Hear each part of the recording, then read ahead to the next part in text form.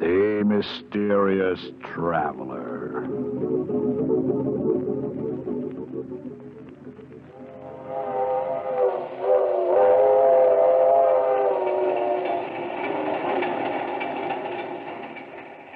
This is the Mysterious Traveler, inviting you to join me on another journey into the realm of the strange and the terrifying.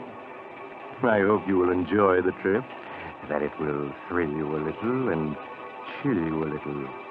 So settle back, get a good grip on your nerves, and be comfortable, if you can.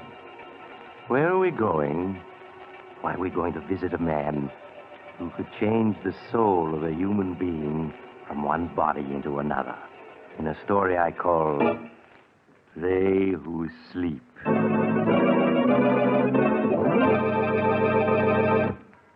My story begins late one foggy night in a dingy little room in the slum section of a great city. The occupant of the room, a small man, white-haired, his cheeks hollow from hunger, has just admitted a visitor whom he does not know and whom he is trying to send away. An expensively dressed young woman with a heavy veil hiding her face. But, my child, it cannot be me to whom you wish to speak. You have made some mistake. I haven't made any mistake. I've been hunting for you for days. I spent a good deal of money tracing you here. But I do not understand. Why should you wish to find me, Alexander Thomas, a penniless old man? You did not always use the name Alexander Thomas. Once you called yourself Chadwin the Great, hypnotist beyond compare. Chadwin the Great? Yes. I once used that name. But Chadwin the Great no longer exists. I am only Alexander Thomas now. Listen to me, Chadwin. We've met before. 10 years ago, you gave a performance at the Bijou Theater. Oh, there are so many Bijou theaters. You asked for volunteers to be hypnotized. I came up on the stage. I and my sister Rose. You hypnotized her easily, but you could not hypnotize me. There were so many, I cannot remember. No, but you can remember this newspaper clipping. That old story from the newspapers? Where did you get it? It says that you, Chadwin the Great, once performed the experiment of exchanging two men's souls. By the use of secret drugs and your great powers of hypnotism, you transferred one man's soul into another man's body. You cannot believe all the newspapers say. But you did this before witnesses. And one of the two men died. You went to prison for 5 years for manslaughter. Why do you come here to remind an old man of his tragedies? Go, please. Leave me alone. No, Chadwin. For years I've kept this clipping, for years. Never knowing what impulse made me tear it out and save it. Until last week I found it again. And then I knew. You speak not like a woman, but like a soul possessed by devils. Perhaps I am. So you can transfer souls from one body to another? No, I cannot. How much would you charge to do it again? Do not ask that of me. I am old. I have been in prison. How much, Chadwin? Could you put my soul into another's body for $10,000? $10,000? Yes. Then you could live like a man again, not like a starving animal in this hovel. Once before I tampered with the eternal laws. I paid the penalty. And so did one of those I experimented upon. But which one, Chadwin? The which weaker one. He died. The other, the strong soul in its new body, lived. Ah, then I am ready. When can you do it? Tomorrow night? But, my child, why should you risk your life for that which cannot be, which was not meant to be? Look, Chadwin, I shall raise my veil. Would you call me beautiful? Even pretty? No. I'm ugly. You are not ugly. Your face is strong. But if it were not twisted by bitterness... Enough of talking. How can you know what it means to a woman to be ugly? To lose the man you love to a woman you hate? Because you are plain, and she is so beautiful. Chadwin, will you do as I ask? To help you change with one who is beautiful. To help you to be loved for just a little. My child, perhaps it is not such a great wickedness to do that. And you'll do it? But it is only for a little while. You must understand that. For 10 days, no more. Then the laws, which cannot be violated with impunity, require that your soul must return to your body. It's enough. It's all I want, Chetwynd. Very well. I have here a small bottle. Here. Take it. Guard it carefully. When the moment comes, she, the other, must drink it in water. Yes. It will be easy. She will drift off to sleep. Then you must come to me. But not here. It would not be safe. Never mind. I know the place. The safest in the world. Very well. The exchange will be made, and I will see that she, in your body, slumbers dreamlessly. After 10 days, she will wake and be herself again, with no memory whatever of what has happened. And now, Miss... Vaughn. Helen Vaughn. Now, Miss Vaughn, who is this beautiful one with whom you would change places? The girl who just married the man I love. My sister, Rose Vaughn.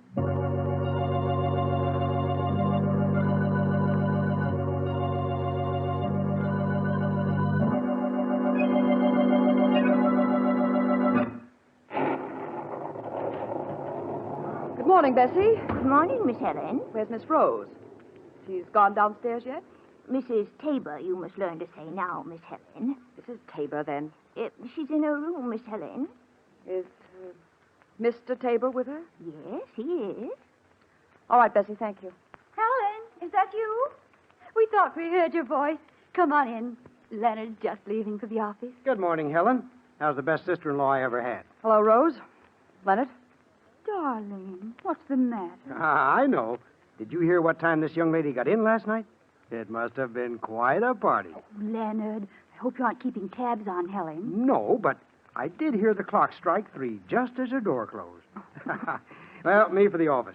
First, a goodbye kiss. Oh, gosh.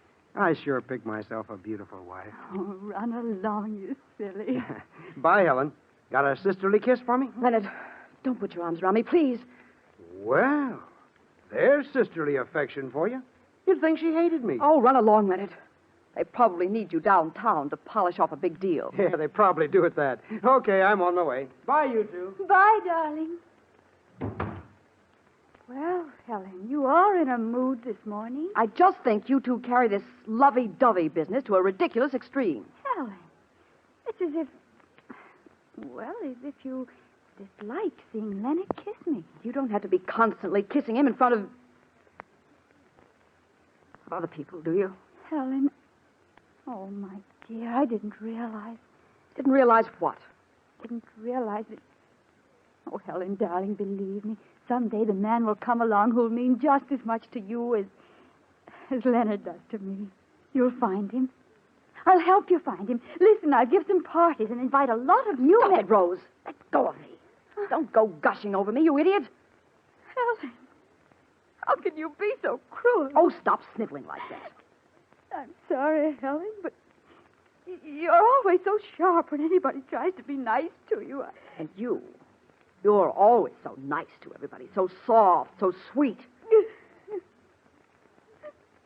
Oh, I'm sorry, Rose. I always forget how the least quarrel upsets you. Well, here. Drink this, Rose. There's a sedative in it. Something quite harmless. It'll soothe your nerves. Oh, all right. Oh, nasty stuff. Now lie down in your bed. That's it. Just a few moments now, and you'll be drifting off to slumberland, my beautiful sister. Oh, it is quick, isn't it? Feel drowsy already. You do? Huh. And you must give in to the feeling, you hear? Don't fight it. I feel so queer. As though I were on a boat. A little boat. Rose? Can you hear me? Yes. Yes, Helen, I hear you. You seem seems such a long ways away. Such a long way. Rose, you're to come to me when I call you. Do you hear? You're to sleep for a while. Then when I call, no matter where I am, you're to come to me. Yes, I'll come to you. I'll... She's asleep. Chadwin's drug is working. The rain! Come! Well, let it rain. Yes, let the skies open and drench the earth. Let the rain fall like a curtain, like a cloak to hide the rebirth of Helen Vaughn.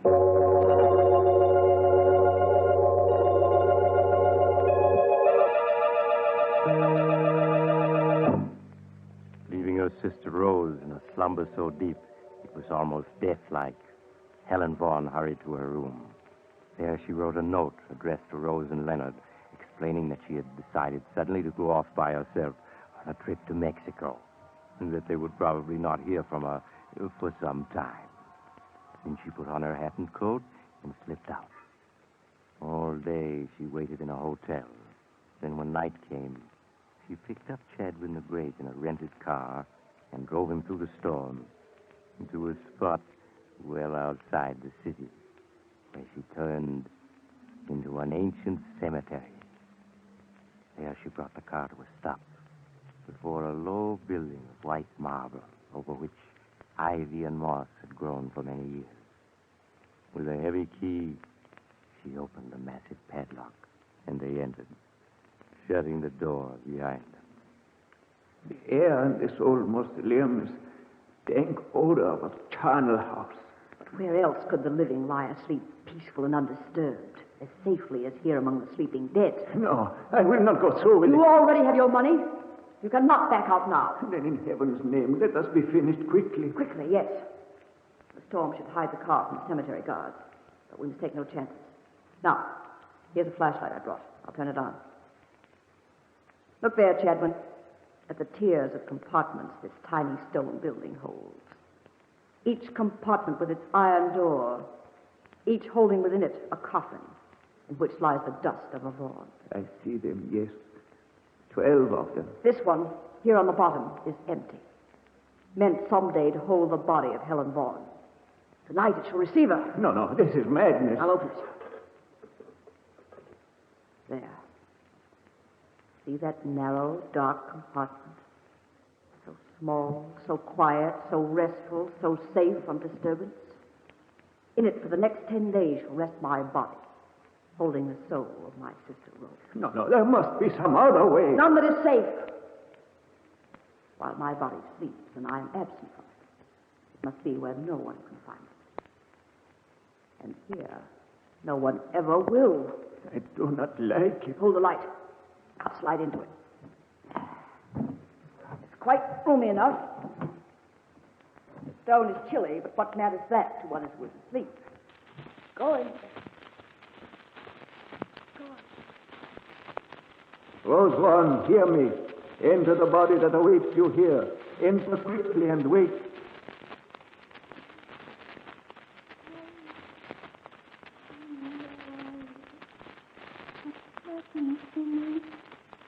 So cold and lying on stone. So cold and dark. Helen. There is nothing to fear. Sleep, my child. Yes, I see.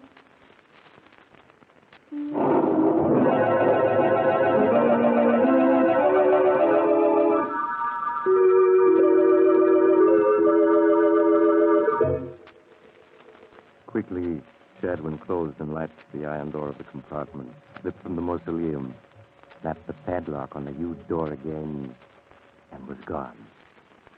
At the same time, back in the big house in the city, the frantic Leonard paced the floor, waiting for some change in the condition of his wife Rose, who all day had been in a strange stupor from which nothing could arouse her.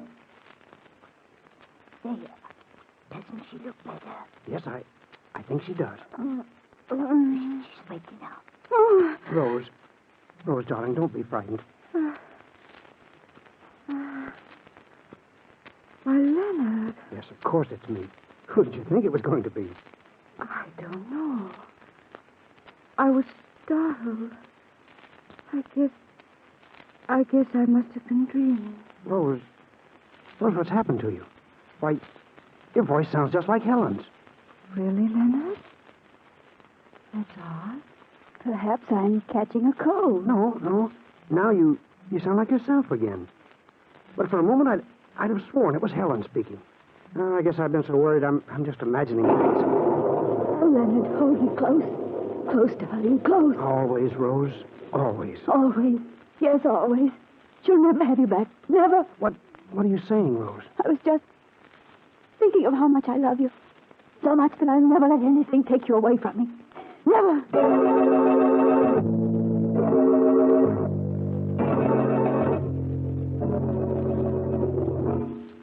In the days that followed, Leonard found his beautiful wife, Rose, strangely changed.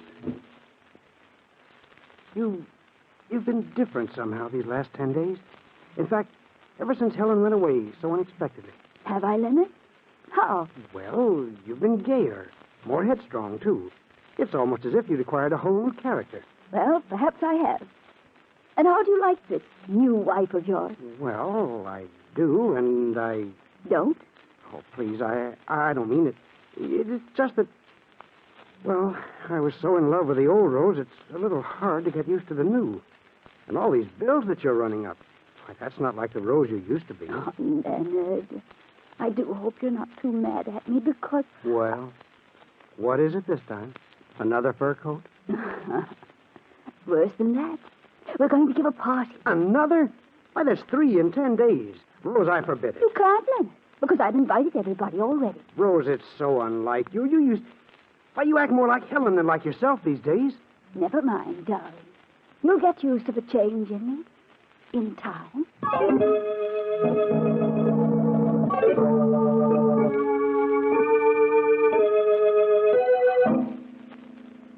Ignoring her husband's displeasure, Rose, or should I say, Helen, went ahead with her plans for a party that night. And when early in the evening, a small gray-haired man presented himself at the door and asked for her, he sent word by Bessie that she would not see him. I'm sorry, Mr. Chadwin. Mrs. Tabor says she cannot see you. She says she does not know anyone named Chadwin. But she does. 10 days ago I was here. I gave you an envelope for her. It had a key in it. Oh, surely you remember? Yes, but just the same, she says she doesn't know you. Now, please go, or I'll have to call an officer. Did you tell her what I said? This was the 10th day? Yes, and she said she had no idea what you were talking about. All right. I'm going. I must do what I can by myself.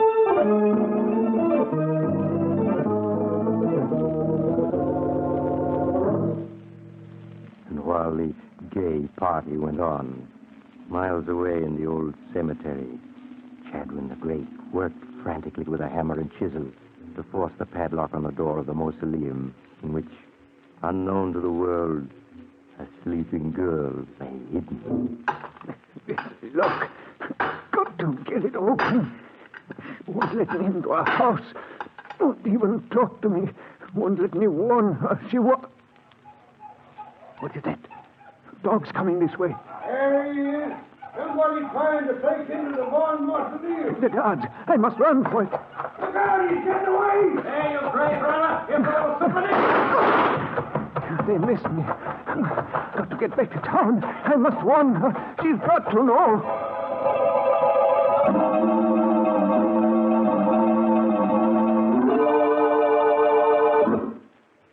Miss Vaughn, thank heaven this time you heeded my message. I won't have you coming around to my house this way, do you hear? You must never come here again. But you do not understand. The 10 days is up tonight. Now. Your time is over. Are you trying to scare me, Chadwin? To get more money from me? Money? No. I am just trying to tell you. It was understood 10 days only. More is not allowed. You fool! Do you think I ever intended to give up Rose's body once I had it?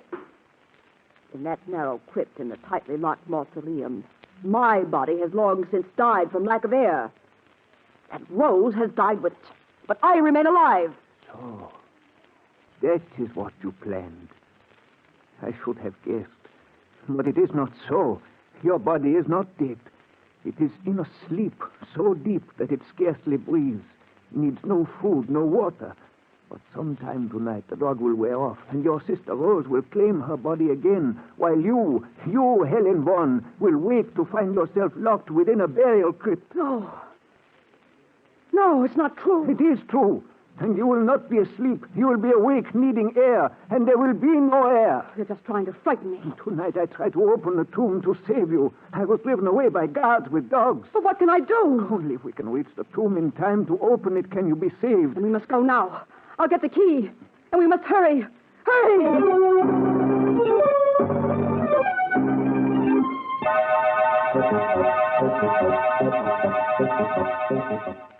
There's the mausoleum, Miss Vaughn. Pray heaven the guards are not waiting. They won't be. We fooled them by leaving the car outside and walking up this back path.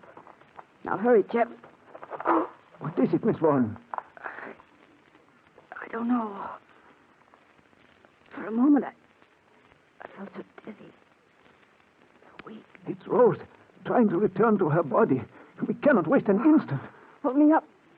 Something is pulling at me, tugging at me. Helen, where are you? She's speaking through her own lips. No, not yet. Go back, you hear me, Rose? Go back. Here's the mausoleum. The key. Give me the key. Here it is, quickly. She's pushing at me so hard.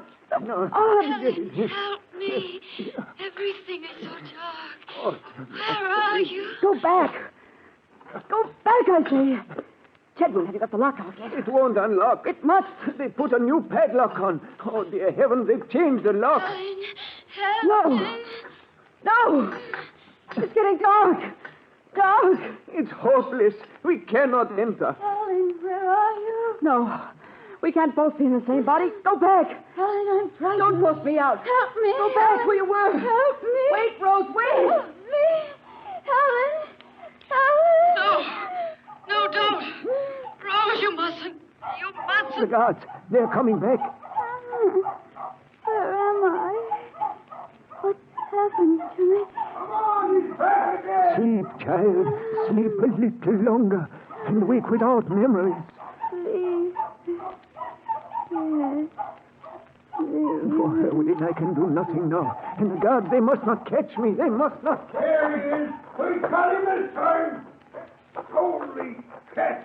It's a girl. It's Mrs. Tabor. Asleep on the steps of her own family mausoleum. Say, we got to get her out of here. Help me lift her out. Hey, wait. Did you hear something then? Like somebody calling a long ways off? Listen. I can't breathe. Dad would help me. I'm not dead. Well, do you hear anything? Nah, I can't hear anything, just the wind. Come on, we got to phone Miss Tabor's husband. She may be sick. Come on now, no time to lose. Help me, Dad. Help me.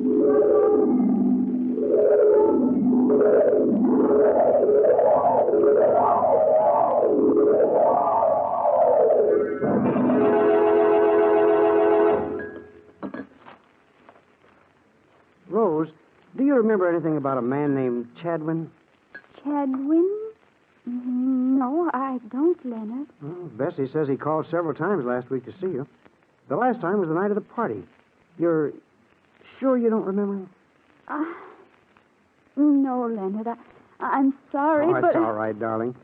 I just thought maybe you might have begun to remember some of the things that happened during those 10 days when you, well, weren't yourself. It's so strange. As if my mind had been asleep the whole time. Is there something about Chadwin in the paper? He committed suicide last night. Oh. His body was found near the old family mausoleum. He left a mysterious note saying he was paying for some transgression. How strange. I wondered if he could have given us any clue as to as to how you came to leave the party so suddenly that night and drive to the cemetery. Oh, but it's all over now and not worth worrying about. I'd remember if I could, but when I try, I become suddenly frightened and feel as if I were locked in some dark, tiny space where I can't breathe. All right now, darling, all right. Let's forget the whole thing. Now, let's see what came in the morning mail. Maybe there's a letter from Helen. You know, it's high time we were hearing from her. She's really not acting much like a sister, being gone so long without even reminding her letting us know where she is.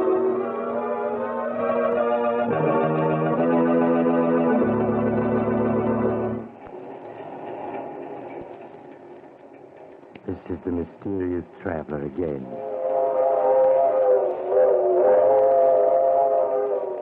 I'm afraid Leonard and Rose are going to have to wait a long time for a letter from Helen. In fact, I'll be very much surprised if they ever get one. I suppose it'll never occur to them to look in the old mausoleum. In fact, since they both feel a distinct aversion to going near it, it may never be opened again. But I don't suppose that'll make much difference to Helen. Now, if you were wishing you could step into somebody else's shoes, maybe what happened to Helen will make you change your mind. You know, I knew a man once who he stole somebody else's body, only to discover when it was too late that he... Oh, you're getting off here? Well, perhaps we'll meet again soon. I take this same train every week at this same time.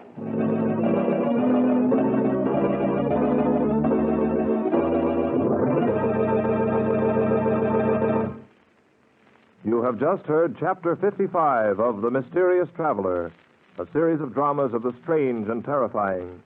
In tonight's story, They Who Sleep, Philip Clark played Chadwin, Gertrude Warner played Helen, and Helen Clare played Rose. The Mysterious Traveler is written by Bob Arthur and David Cogan. Original music is played by Henry Silverne, and the entire production is under the direction of Jock McGregor.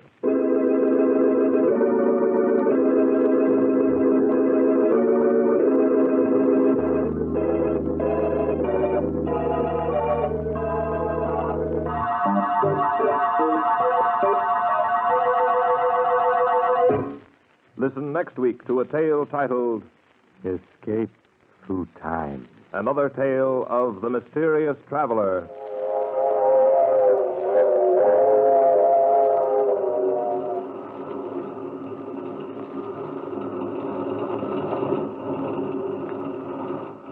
The Mysterious Traveler is presented by WOR Mutual from the WOR studios in New York.